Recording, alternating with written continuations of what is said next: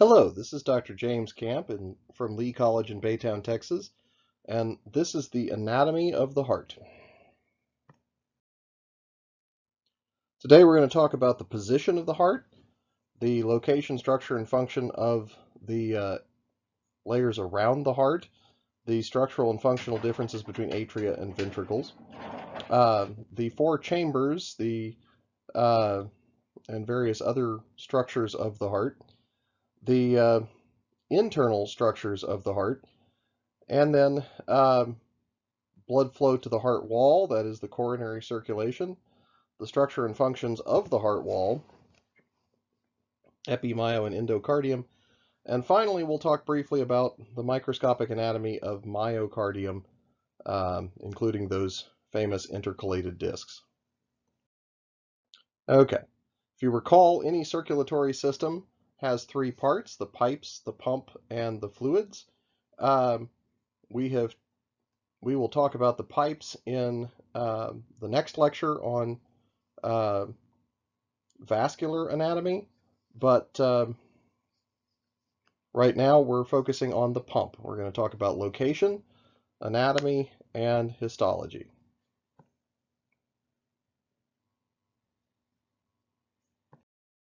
Okay, so a business friend of mine once told me that the three rules of real estate are location, location, and location. And that's true of the heart as well. We've mentioned before in anatomy and physiology that the law that form follows function, and the functions of the heart involve pumping blood to certain critical organs. The heart has to pump blood to the lungs to get air, to get oxygen in the blood, and then to the brain, to the critical muscles, all the other organs in the body. So I can think of three reasons why the heart is in the location where it is. The first is this handy thing called the thoracic cage. Okay, you've got the sternum right here and all of these ribs serving to protect the heart from anterior impact. You've got the spinal column on the posterior side protecting the heart from a posterior impact. So the heart is very well protected in its location here in the mediastinum. The second reason why this is a good location for the heart is that the trip from heart to lung and back to heart again is very, very short. By putting the heart here between the lungs, we've made it so that there's almost no travel time for blood from the right side of the heart to the two lungs. And that means that one side of the heart, the right side, has relatively little work to do to make this blood travel very far and then get it to travel back to the heart from the lungs. The third really good reason for putting the heart where it is and not, say, down in the pelvic cavity or something is that putting the heart relatively near the top of the body means that there's also a fairly short distance for blood to travel to the brain. And the brain is the most vital organ in the human body after the heart itself. If the brain stops functioning, you are clinically dead. So it's important to keep oxygen going to the brain, and putting the heart close to the brain is a good idea. Okay. Functional anatomy concepts. The heart is a pump. It is actually two pumps. The right side, you recall, pumps oxygenated or deoxygenated blood to the lungs. The left side pumps oxygenated blood to the rest of the body. So based on that location exercise we just did, which side would you expect to do more work? I would expect that the left side, having to push blood all over the body, would have to do more work. And therefore, we might expect that if you looked down at the two sides of the heart, the right side might have a thin layer of heart muscle, and the left side might have a very thick layer of heart muscle having to do much more work. And in fact, that's what we see. If you slice the heart in a coronal section, you see that, in a transverse section, I guess, you see that the wall of the left ventricle here is very thick and muscular. The wall of the right ventricle is comparatively thin. It's not saying that the right ventricle doesn't do any work, but it does much less work than the left ventricle wall. Okay, if we revisit this law of form following function, what are some functions and forms that the heart needs to keep up with? So the function of the heart is to pump blood. It needs to pump that blood in one direction only. It would be very bad if we pumped deoxygenated blood back to our muscles, for example. It needs to pump more than 70 times per minute, all day, every day, in a regular rhythm. So some functions that keep up with this, some forms that keep up with these functions are, of course, to pump the blood, we need muscles. So there needs to be a muscular wall of the heart. We need valves to make sure the blood moves in the correct direction and not backwards in any incorrect direction. To keep up all of this muscle activity, we need coronary arteries and cardiac veins to feed the muscle contractions. And to keep this timing regular at 70 times per minute, 80 times per minute, or much, much more if you're exercising, we need a pacemaker and a conduction system to time the muscle contractions. So we're going to explore all of these anatomical features in the next few slides.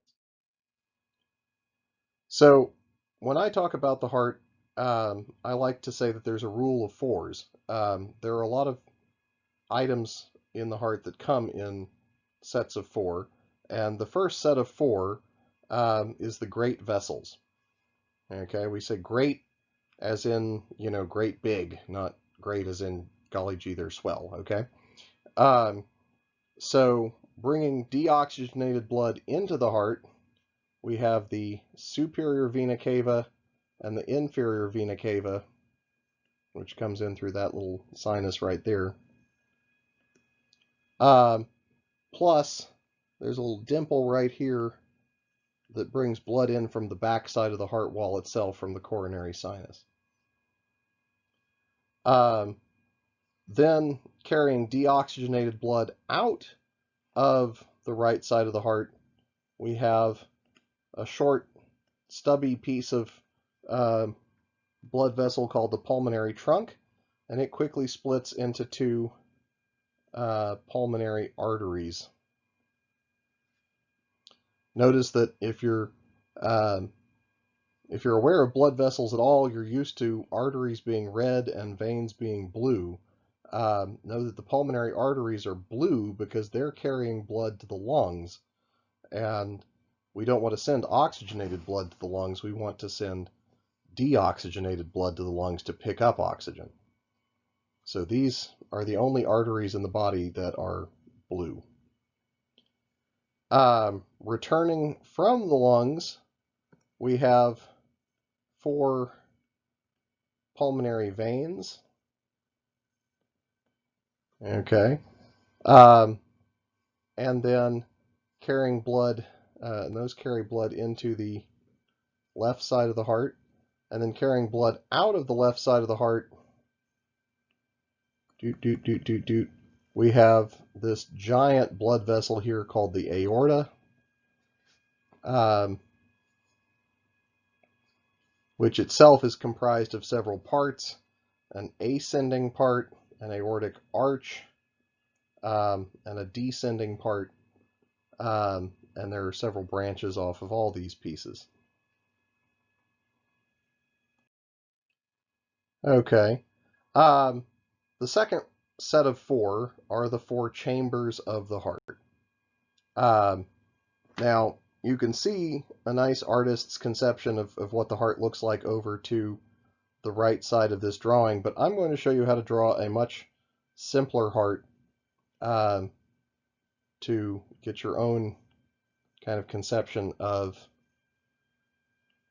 what the heart should look like. So you start by drawing a sort of Valentine's Day looking heart, okay? But you leave a little extra space here in the middle, and where the dimple in that heart would be, you draw 3 parallel lines.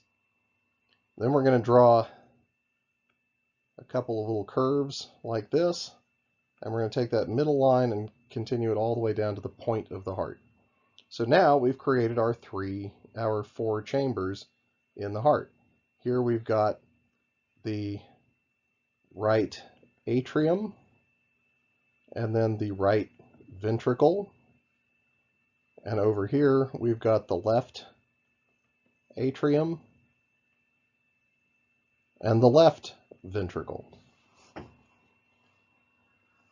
And blood flows first into the atrium, then from the atrium to the ventricle, and then from the ventricle out to one of the great vessels. So blood flows into the atrium, then into the ventricle, and then from the ventricle out into one of the great vessels.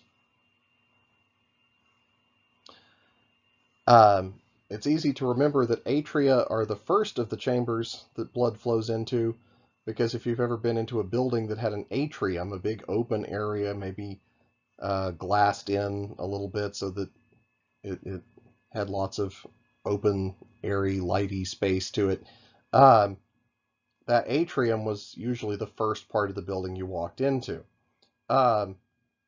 So the atria of the heart are kind of an entrance area for blood, and then the ventricles are the active pumping chambers, the part that actually generate the blood pressure to make the blood move through the rest of the body. I'm going to take a little aside here to talk about the neonatal circulation versus the fetal circulation. When you're in utero, you're not getting oxygen from your lungs, right? Where are you getting oxygen from? You're getting oxygen from mom, from the placenta. So you have, again, a vein carrying blood back to the heart that is bright red, and that is the umbilical vein. Okay? And when that oxygenated blood gets to the heart, it's coming in on the wrong side. It's coming in on the right side, which is usually where the deoxygenated blood is in anybody who's not a fetus. So this blood has to cross over to the left side of the heart so that it can get pumped out to the places that need it. And to do that, we drill a little hole between the 2 atria, and that hole is called the foramen ovale. Now, once the baby is born, that hole closes up, but you're left with a little dimple, a fossa instead of a foramen, so the foramen ovale becomes the fossa ovalis.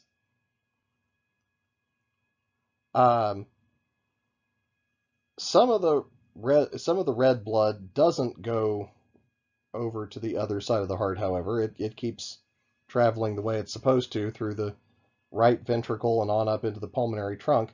And so there's another little shunt here called the ductus arteriosus that carries blood from the pulmonary trunk into the aorta.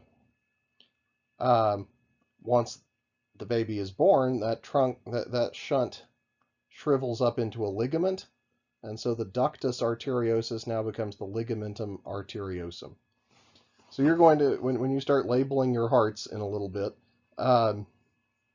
you're going to need to find the fossa ovalis and the ligamentum arteriosum. You're not going to find a foramen ovale because these are all adult hearts that we're looking at, not fetal hearts. Okay, The last set of 4 that we need to talk about here, I'm going to draw my heart shape again here.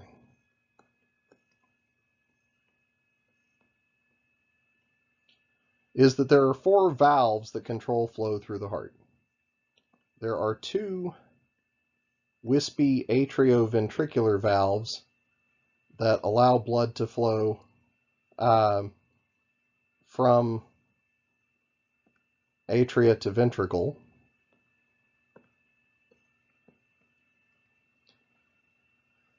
The one on the right side has 3 cusps, so it is called tricuspid.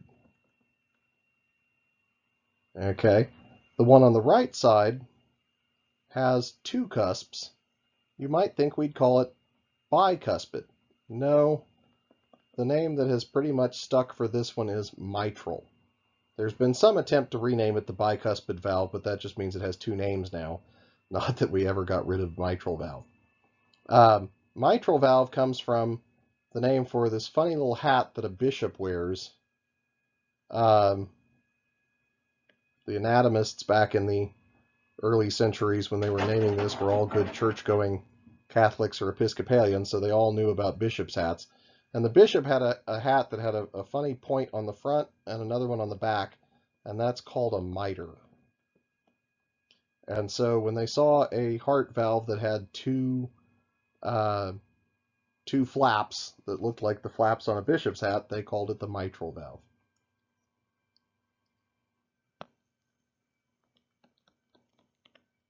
Okay. The other 2 heart valves look something like half moon shapes, and so they are known as the semilunar valves.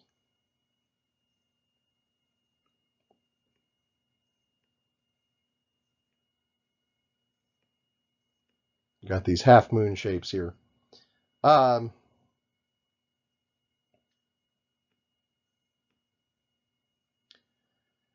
And the semilunar valves are named after the blood vessel that they flow into. So the one that flows into the pulmonary trunk is called the pulmonary valve, and the one that flows into the aorta is called the aortic valve. So those are also fairly easy to remember. Okay, these are what atrioventricular valves look like in sort of an artist's conception here. They're much more flimsy, wispy kind of material than the semilunar valves, and so to keep them open, we have these things called chordae tendineae.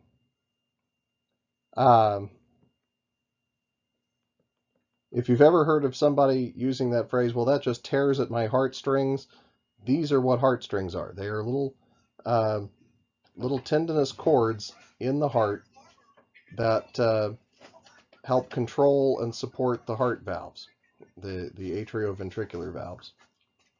And they are anchored to these muscular structures called papillary muscles. You'll remember from A&P1 that a papilla is kind of an anatomical term for a bump. Well, these are the bump-like muscles is what that means. Okay. These are the semilunar valves. This is what they look like open and closed. And these are much more made of a much more sturdy material, collagen and elastin, and they form these natural half-moon shapes that catch the blood as it tries to flow backwards and redirect it up into the pulmonary trunk or the aorta. Okay, another piece of heart anatomy that you need to know is the conduction system. The heart starts every heartbeat at a pacemaker node called the sinoatrial node up here in the up here at the atrium, at the sinus of the superior vena cava. The electrical signal from there spreads out like a wave through the atria, and there is one pathway called the internodal pathway that carries it to a second node called the atrioventricular node, or AV node for short. The AV node will then pass the signal down the AV bundle to a pair of structures called the bundle branches. The bundle branches carry the signal very quickly down to the apex of the heart, and then the signal is reflected back off of there up to the cardiac muscle through a series of electrically conducting fibers called the Purkinje fibers. And these are what actually finally give the signal to the cardiac muscle cells of the ventricle that will finally do the pumping. All right. Our last cardiac gross anatomy highlight is the coronary arteries and the cardiac veins. My best guess as to why these are called coronary arteries is that if you were to take the heart and put it with the apex pointing up, you'd see the right coronary artery and the left coronary artery and the circumflex artery and the marginal arteries and the anterior and posterior interventricular arteries would form this shape that looks kind of like a king's crown or a corona. And so these are called the coronary arteries, the crown arteries. The right coronary artery comes right off the aorta and travels all the way around to the back side of the heart. The left coronary artery, on the other hand, is a short stub of an artery that goes under the left atrium, the auricle of the left atrium, and then stops. Or rather, it splits. And it splits into an anterior interventricular artery and a circumflex artery that goes around behind to the posterior side of the heart. And then on the posterior side of the heart, one of these two, either the right coronary artery or the circumflex artery, and it's different depending on which patient you look at. I should make that a dotted line. Produces a posterior interventricular artery. Now, all of these have a 3-letter abbreviation because cardiologists are lazy and they don't like spelling out circumflex and interventricular and all of that. So the right coronary artery and the left coronary artery, RCA and LCA, are pretty obvious. The anterior interventricular artery, however, is not known as the AIA. It's known as the LAD for left anterior descending. And the posterior interventricular artery is not the PIA, it's the PDA for posterior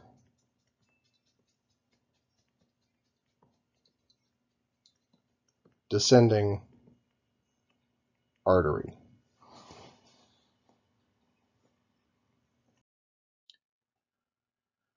You would think if we had coronary arteries, we'd also have coronary veins, but again, the cardiologists decided to confuse us all, and they called the corresponding veins cardiac veins.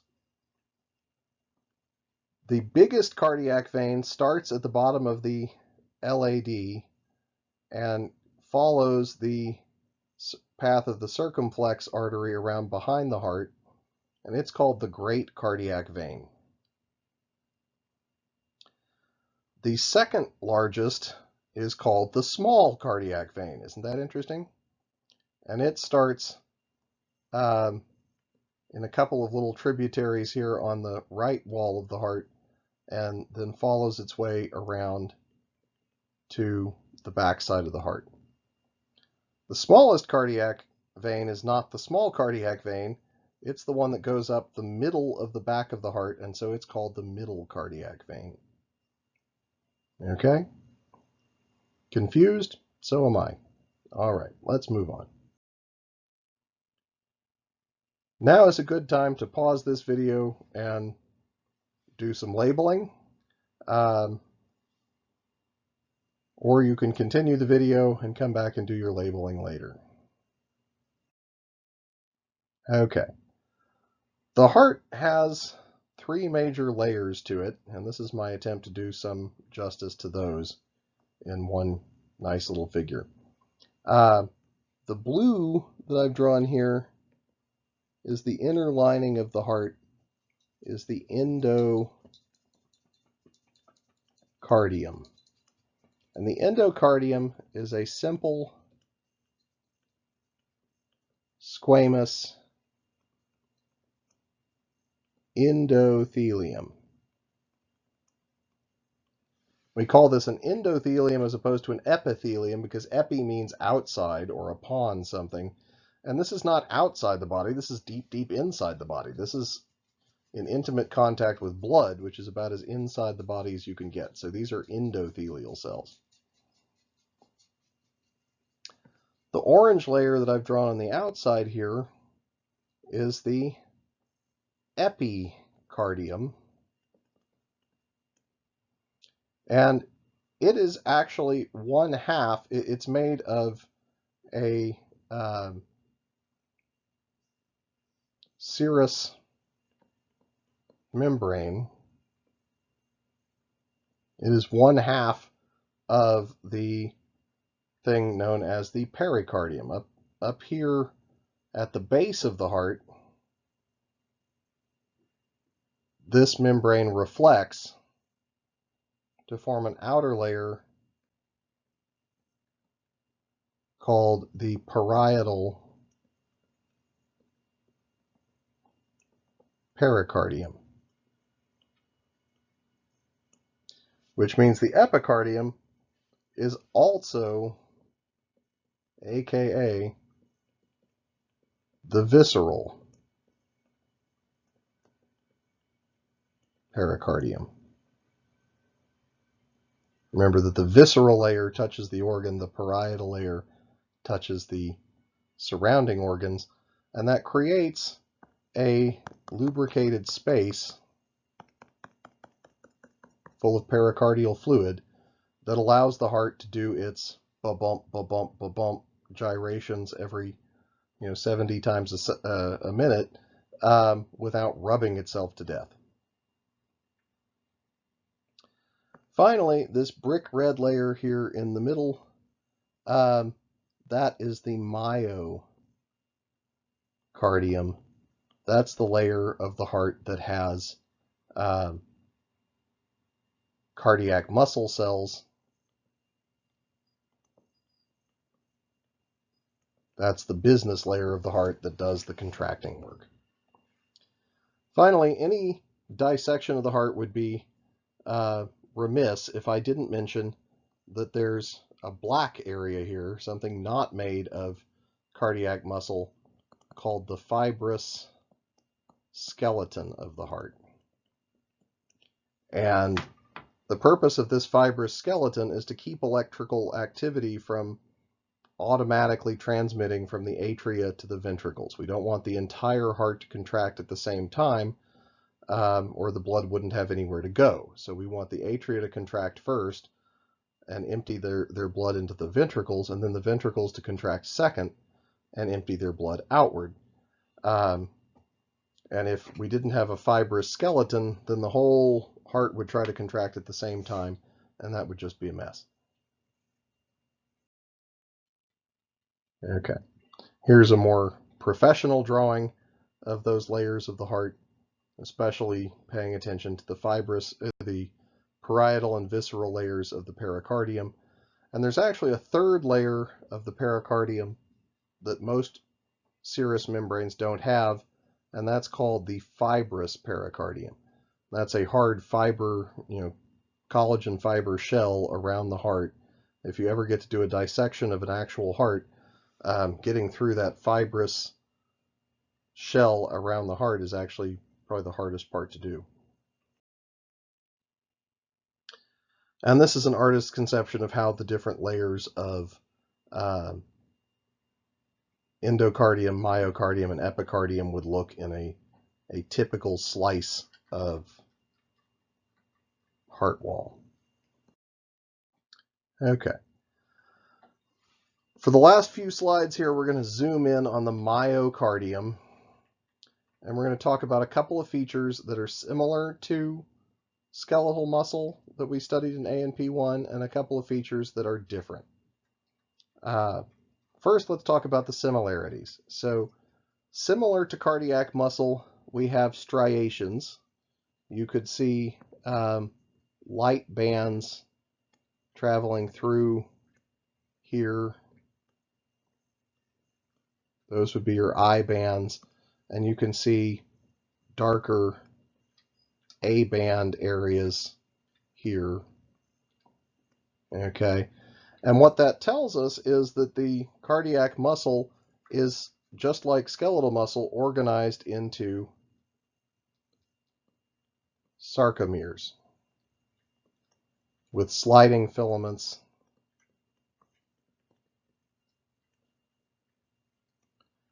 and cross-bridge cycles.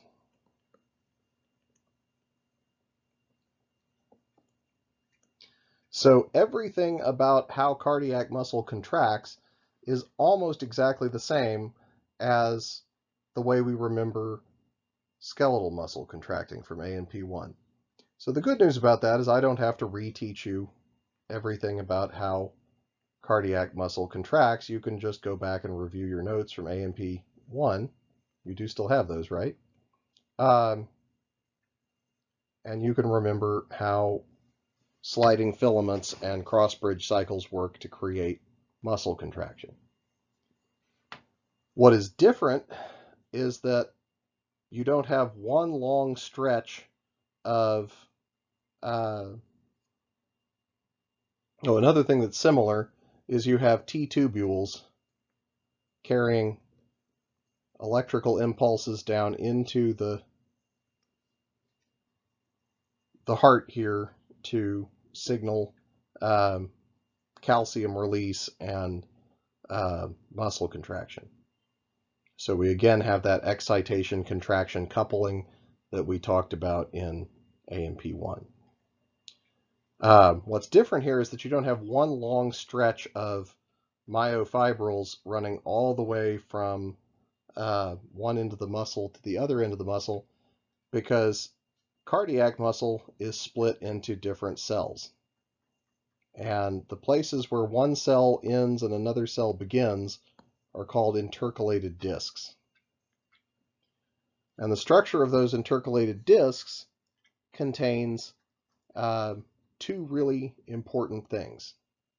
So here's the end of one muscle cell, and there's the end of another muscle cell, and they're going off into the distance there.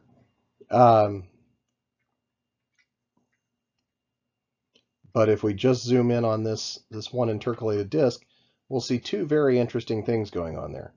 One is that you'll have these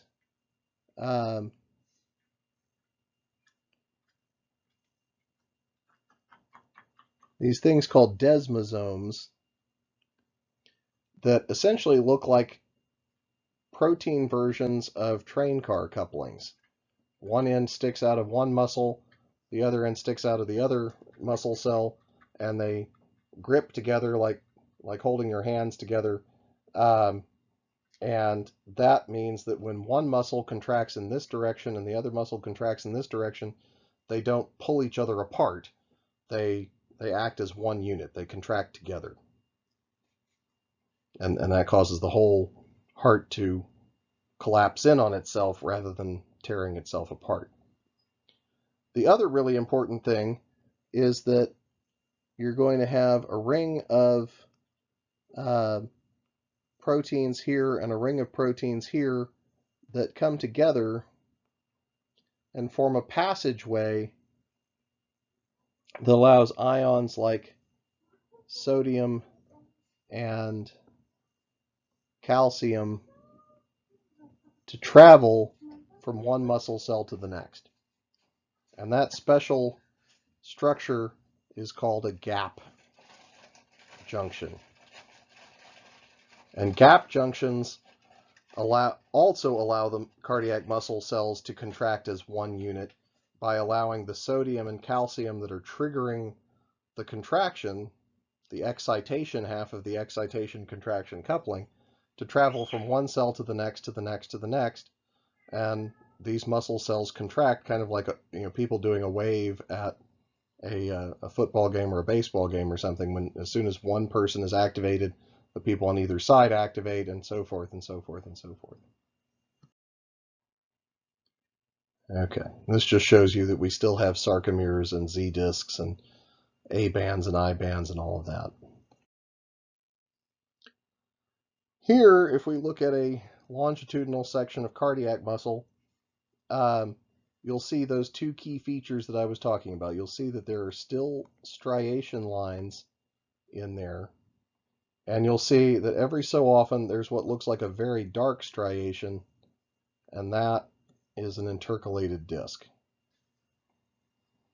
You'll also notice that nuclei in cardiac muscle cells are nice, big, round, puffy nuclei like you tend to see in typical human cells, instead of the very flattened nuclei that we saw off to the, pushed off to the edge of skeletal muscle cells.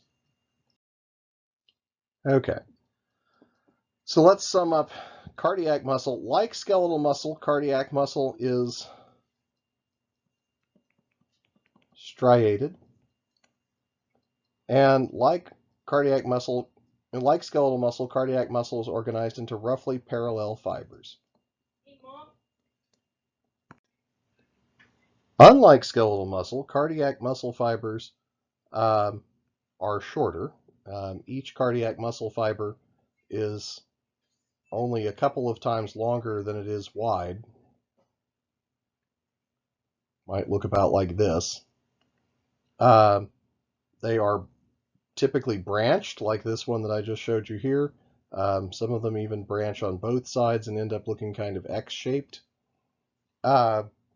Each strand has, each individual strand has many cells, but each cell has only one nucleus. Most importantly, cardiac muscle cells lack neuromuscular junctions, which means that they have to connect they have to communicate with each other through gap junctions. They have to connect to each other through those desmosomes we were talking about. And that is what creates these thickened areas between cells called intercalated discs. Okay, so now you know the anatomy and most of the histology of the heart. Our next lecture will be on vascular anatomy. Stay tuned. Thank you for your attention.